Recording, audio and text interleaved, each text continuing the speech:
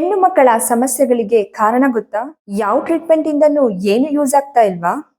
ನಿಮ್ಮ ಪ್ರಾಬ್ಲಮ್ಗೆ ಸೊಲ್ಯೂಷನ್ ನಿಮ್ಮೊಳಗೆ ಇದೆ.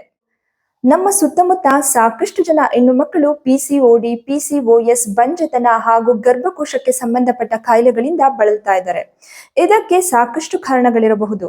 ನಮ್ಮ ಜೀವನ ಶೈಲಿ, ಆಹಾರ ಪದ್ಧತಿ, ವ್ಯಾಯಾಮದ ಕೊರತೆ, ಅತಿಯಾದ ಒತ್ತಡ, ಅನುವಂಶೀಯತೆ ಇದೇನೇ ಇದ್ರೂ ಇದರ ಹಿಂದೆ ಒಂದು ಬಲವಾದ ಆಧ್ಯಾತ್ಮಿಕ ಕಾರಣ ಇದೆ.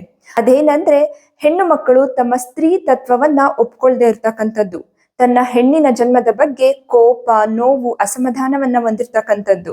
ನಿಮ್ಗೆ ತಿಳಿದಿರ್ಬೋದು, ಸಾಕಷ್ಟು ಜನ ಹೆಣ್ಮಕ್ಳು ಮಾತಾಡ್ತಾ ಇರ್ತಾರೆ, ನಾನು ಹೆಣ್ಣಾಗಿ ಹುಟ್ಟಬಾರ್ದಾಗಿತ್ತು, ಗಂಡಾಗಿ ಹುಟ್ಟಬೇಕಿತ್ತು. ಈ ಸೊಸೈಟಿನಲ್ಲಿ ಹೆಣ್ಣು ಮಕ್ಕಳಿಗೆ ಬೆಲೆ ಇಲ್ಲ. ಎಲ್ಲಿ ಏನೇ ತಪ್ಪಾದ್ರೂ ಹೆಣ್ಣು ಮಕ್ಕಳನ್ನ ದೂಷಿಸ್ತಾರೆ. ಹೆಣ್ಣು ಮಕ್ಕಳಿಗೆ ಬರೀ ನೋವು, ಕಷ್ಟ, ಹೆಣ್ಣಿನ ಜನ್ಮ ಒಂದು ಶಾಪ, ಹೀಗೆ ಯಾವಾಗ್ಲೂ ತಮ್ಮ ಜನ್ಮದ ಬಗ್ಗೆ ನೋವನ್ನ ವ್ಯಕ್ತಪಡಿಸ್ತಾ ಇರ್ತಾರೆ. ಇದರಿಂದ ಅನೇಕ ಕಾರಣಗಳಿರ್ಬೋದು.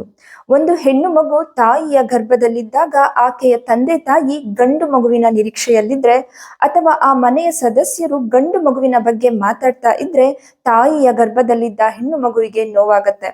ನಾನು ಬರುವುದು ಇವರಿಗೆ ಇಷ್ಟ ಇಲ್ಲ, ಇವರಿಗೆ ಗಂಡು ಮಗು ಬೇಕಿತ್ತೇನೋ ಅನ್ನೋ ಒಂದು ಭಾವನೆ ಆ ಮಗುಗೆ ತಾಯಿಯ ಗರ್ಭದಲ್ಲೇ ಬೆಳೆದ್ಬಿಡುತ್ತೆ.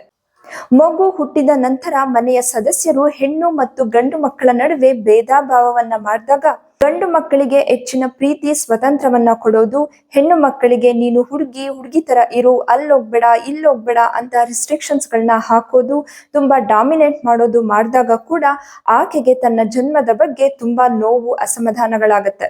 ಮುಂದೆ ಆಕೆ ಋತುಮತಿಯಾದಾಗ ಆಕೆಯ ತಾಯಿ ಆಕೆಗೆ ಸರಿಯಾದ ಜ್ಞಾನವನ್ನು ಕೊಡದೇ ಇದ್ರೆ ಮತ್ತು ಆಕೆ ಮಂತ್ಲಿ ಪೀರಿಯಡ್ಸ್ ಆದಾಗ ಮನೆಯ ಸದಸ್ಯರು ಆಕೆಗೆ ಸರಿಯಾಗಿ ಸಪೋರ್ಟ್ ಮಾಡದೇ ಇದ್ರೆ, ನೀನು ಅದನ್ನ ಮುಟ್ಬೇಡ, ಇದನ್ನ ಮುಟ್ಬೇಡ, ಅಲ್ಲಿ ಕುತ್ಕೋಬೇಡ, ಇಲ್ಲಿ ಕುತ್ಕೋಬೇಡ, ಈ ತರ ಮಾತುಗಳನ್ನ ಆಡ್ತಾ ಇದ್ರೆ ಆಕೆಗೆ ತನ್ನ ಹೆಣ್ಣಿನ ಜನ್ಮದ ಬಗ್ಗೆ ಅಸಹ್ಯ ಅನ್ನಿಸ್ಬೋದು, ಗಲೀಜು ಅನ್ನಿಸ್ಬೋದು. ನಂತರ ಆಕೆ ಬೆಳೆದು ದೊಡ್ಡೋಳಾದಾಗ ಯಾರಾದ್ರೂ ಆಕೆಗೆ ಬಾಡಿ ಶೇಮಿಂಗ್ ಮಾಡಿದ್ರೆ ಮತ್ತು ಪ್ರೀತಿಯ ವಿಷಯದಲ್ಲಿ, ಮದುವೆಯ ವಿಷಯದಲ್ಲಿ ಆಕೆ ರಿಜೆಕ್ಷನ್ಗಳನ್ನ ಫೇಸ್ ಮಾಡಿದ್ರೆ, ಹಾಗೂ ಮದುವೆಯ ನಂತರ ಗಂಡನಿಂದ ಮತ್ತು ಗಂಡನ ಮನೆಯವರಿಂದ ಆಕೆಗೆ ಸರಿಯಾದ ಬೆಲೆ, ಗೌರವಗಳು ಸಿಗದೇ ಇದ್ದಾಗ ಕೂಡ ಆಕೆ ತನ್ನ ಹೆಣ್ಣಿನ ಜನ್ಮವನ್ನ ಶಪಿಸ್ತಾಳೆ.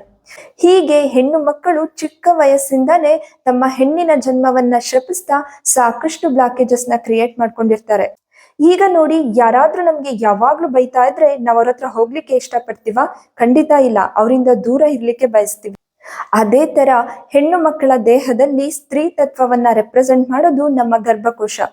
ನಾವು ಯಾವಾಗ್ಲೂ ಹೆಣ್ಣಿನ ಜನ್ಮದ ಬಗ್ಗೆ ಕೋಪ, ನೋವು, ಅಸಮಾಧಾನವನ್ನ ವ್ಯಕ್ತಪಡಿಸ್ತಿದ್ರೆ, ಯಾವಾಗ್ಲೂ ನಮ್ಮ ಜನ್ಮವನ್ನ ನಾವು ಬೈಕೋತಾ ಇದ್ರೆ ನಮ್ಮ ಗರ್ಭಕೋಶ ಹೇಗೆ ತಾನೇ ಸರಿಯಾಗಿ ಕೆಲಸ ಮಾಡುತ್ತೆ ಹೇಳಿ? Infertility, irregular periods, menopause problems ಅಂತ ಸಾಕಷ್ಟು ಟ್ರೀಟ್ಮೆಂಟ್ಗಳನ್ನ ತಗೋತಾರೆ.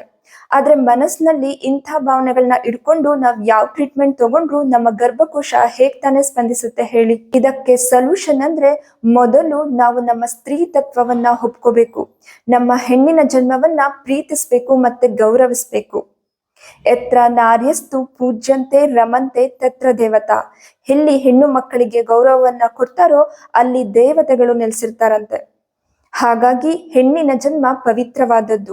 ನಮ್ಮ ಜನ್ಮದ ಬಗ್ಗೆ ನಮಗೆ ಹೆಮ್ಮೆ, ಪ್ರೀತಿ, ಗೌರವಗಳಿರ್ಬೇಕು.